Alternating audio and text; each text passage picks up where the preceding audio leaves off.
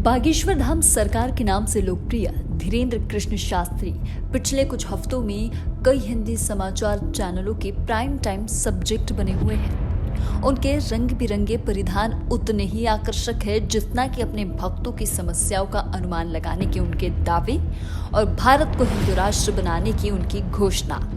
हिंदू राष्ट्र घोषित होने वाला है। ये हमारा कोई नया बयान नहीं है या कोई नई तरकीब नहीं है या कोई हमको फेमस होने के लिए हमने कोई फेम पकड़ रखा है। हमने तो महाराष्ट्र के ही वीर और महाराष्ट्र की ही धरोहर और समूचे भारतवर्ष की शान छत्रपति वीर शिवाजी महाराज का जो हिंदवी राज्य की स्थापना का संकल्प था, उस संकल्प को दोहराया है।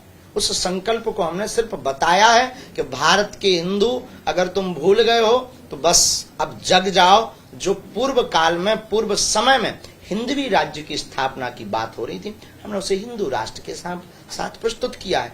अब लोगों का काम है, हिंदुओं का काम है, हिंदुओं को अगर सुरक्षित रहना है, हिंदुओं को अगर संरक्षित रहना है, सनातन को और आगे तक बढ़ाना है तो हिंदू राष्ट्र की घोषणा करवाएंगे, नहीं तो साधु तो अपना काम करता हुआ चला जा। लेकिन भगवान हनुमान को समर्पित मध्य प्रदेश के बागेश्वर धाम मंदिर के 26 वर्षीय स्वयंभू मुख्य पुजारी को एक और कारण से नजरअंदाज करना मुश्किल है। 2023 के अंत में होने वाले मध्य प्रदेश विधानसभा चुनाव में पहले कांग्रेस और फिर भारतीय जनता पार्टी दोनों ही बाबा के चरणों में देखी जा रही है। धीरेन्द्र कृष्ण शास्त्री ने पिछले 2 वर्षों में खासी प्रसिद्धि हासिल की और वर्तमान में उनकी बड़ी संख्या में अनुयायी है।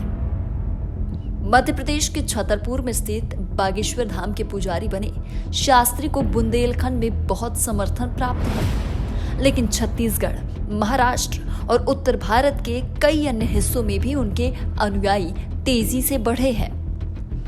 शास्त्री जो अपने चमत्कार के दावों और टीवी स्क्रीन पर अपनी मजाकिया उपस्थिति के चलते लोकप्रिय बने हुए हैं, उनको दक्षिणपंथी दूतों के समूह में एक यंग प्लेयर के रूप में देखा जा रहा है, जो अपने काम और बयानों से सिर्फ बीजेपी को फायदा पहुंचाने का काम कर रहे हैं। माना जाता है कि शास्त्री के पूर्वज भी इसी पेशे में थे, लेकिन 26 साल के धीरेन्द्र शास्त्री ने उन सबसे बेहतर इस्तेमाल किया है धार्मिक भावनाओं का। हाल ही में अंधविश्वास को बढ़ावा देने के आरोपों को लेकर भी खबरों में रहे शास्त्री की टिप्पणियों ने उन्हें अपने फैन फॉलोइंग को बढ़ाने में ही मदद की है। धीरेन्द्र कृष्ण शास्त्री की फैन फॉलोइंग ऐसी बढ़ी है कि फैन फॉलोइंग ही क्या, बीजेपी और कांग्रेस सब नतमस्तक होते जा रही है। कथावाचक धीरेन्द्र शास्त्री इन दिनों खूब चर्चा में हैं। उनके बयान जमकर वायरल होते हैं और लाखों लोग बागेश्वर धाम के मुखिया की एक झलक बस पाना चाहते हैं। धीरेन्द्र शास्त्री के बयान और भाषण राजनीतिक तौर पर भी काफी अहम हो गए हैं। भारतीय जनता पार्टी धीरेन्द्र शास्त्री की लोकप्रियता को भुनाने में जुटी हुई है।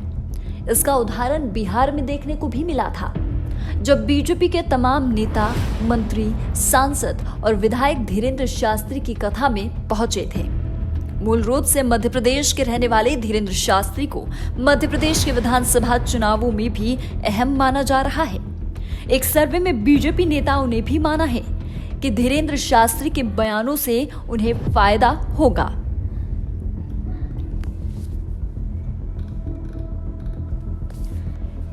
एबीपी और सी वोटर ओपनिंग पोल के अनुसार मध्य प्रदेश में आगामी विधानसभा चुनाव में बागेश्वर धाम के धीरेन्द्र शास्त्री के भाषण महत्वपूर्ण भूमिका निभाएंगे। इस सर्वेक्षण से पता चला है कि 37.8% लोगों का यह मानना है कि उनके भाषणों से बीजेपी को फायदा होगा। सर्वे में लोगों से पूछा गया कि आपके अनुसार बागेश्वर धाम के धीरेन्द्र शास्त्री के बयान से मध्य प्रदेश विधानसभा चुनाव में किस पार्टी को फायदा होगा, तो जवाब में लोगों ने कहा 16.8% कांग्रेस समर्थकों ने भी माना कि भाषणों से बीजेपी को फायदा होने वाला है, जबकि 58.3% बीजेपी समर्थकों ने उनके भाषणों पर भरोसा भी जताया है।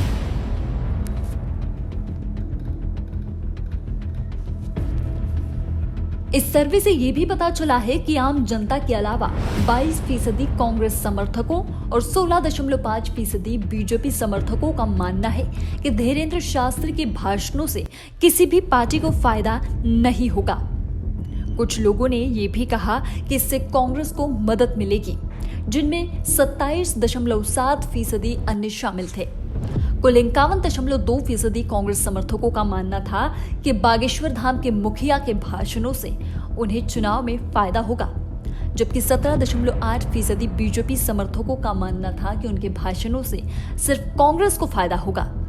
ये ओपनिंग पोल 26 मई से 26 जून के बीच 17,113 सैंपल साइज के साथ आयोजित किया गया था, जिनमें सभी 230 विधानसभा सीटों को शामिल किया गया था। इसके साथ ही सर्वे में लोगों से यह भी पूछा गया कि क्या आपको लगता है कि प्रधानमंत्री नरेंद्र मोदी के मध्य प्रदेश दौरे से बीजेपी को फायदा होगा? तो जवाब में 28.3% कांग्रेस समर्थकों ने कहा कि इससे बीजेपी को मदद मिलेगी, जबकि 56.1% कांग्रेस समर्थकों ने कहा कि इससे बीजेपी को मदद नहीं मिलेगी। इसी सवाल का जवाब देते हुए 72% बीजेपी समर्थकों ने कहा कि पीएम के दौरे से पार्टी को फायदा होगा, जबकि 17.5% को कुछ और ही लगता है। कैसी लगी आपको हमारी ये खबर? आप हमें कमेंट बॉक्स में जरूर बताएं। साथ ही ये बताएं कि क्या आपको लगता है कि बागेश्वर धाम के बयानों से बीजेपी या फिर कांग्रेस किसको फायदा होने वाला है? आपकी राय भी मायने रखती है।